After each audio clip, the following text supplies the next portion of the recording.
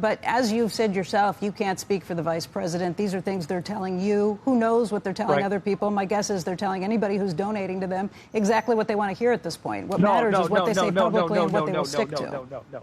No, absolutely, positively not. Right. Let me just be very clear. I don't know. Like, why do you think that they're telling you the truth and not telling other people other things? That's Shark Tank host and personification of the Dunning-Kruger effect, Mark Cuban, getting caught out on CNBC after shilling for Kamala Harris. Welcome to Nerk News. I'm Nerkish, and while Shark Tank co-host Kevin O'Leary has been doing interview after interview speaking simple truths about Democrat policies, Mark Cuban has been pushing propaganda for Kamala Harris, having meltdowns, arguing with Vivek Ramaswamy, and generally humiliating himself in public. Unrealized tax issue, gain issue, and where we've talked about, those who are taking loans against their unrealized stock, et cetera, et cetera.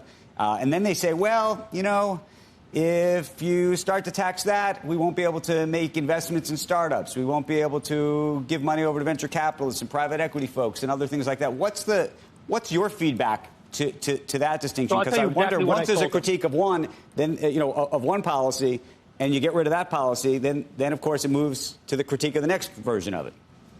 Well, of course, but okay. So what I told him was, if you tax unrealized gains, you're going to kill the stock market, right? And it's going to be the ultimate employment plan for private equity, because companies are not going to go public because you can get whipsawed, right? I mean, my own personal experience back from the internet days.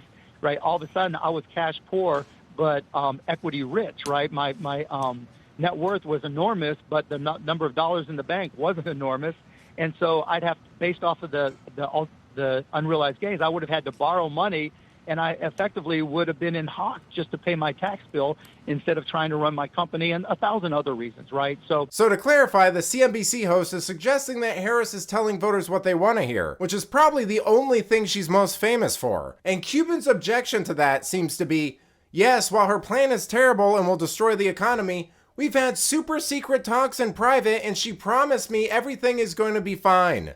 They realize that's the issue. I can't repeat it enough.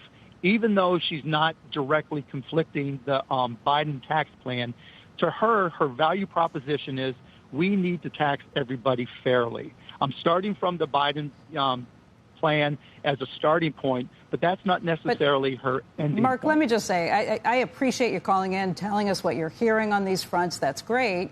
Right. Let me just be very clear. I don't know, why do you think that they're telling you the truth and not telling other people other things? Well, if they won't say it publicly, say it publicly. Tell all of us so that we can hold you to it. I get it, but you've got to get the details right. You can't just... Yeah, but we have 60 days till an election. Like, you're asking people to take a flyer. Even if it's the day before the election, right? Even if it's the day before. Look, the next question is, the second thing I was going to mention earlier. I just don't want everybody to trade on what we think and what we feel and what we think may happen. Exactly. Just tell us. I get your point exactly, right? This is how you can tell Cuban is ideologically captured. He acknowledges how disastrous Harris's plan would be and still chooses to believe the lie and shill for her nonstop. All because he has some personal beef with Trump for not making him vice president or something. But let's not forget that there was a time when Cuban spoke rationally. Here he is in 2017. As a libertarian, I think we can reduce employment in government by at least a third, reduce the overhead and administration by that much or more, so that we can offer more to services for our citizens. And so if when it comes down to it, where I tend to disagree with everybody, and this is the libertarian in me, I'm happy to push down the size of government, and I'm happy to work on making government more efficient, because then more money can pass through and help the people who need it. And that's what needs to change. Not because we can't manage government, let's not deal with the health care of our citizens.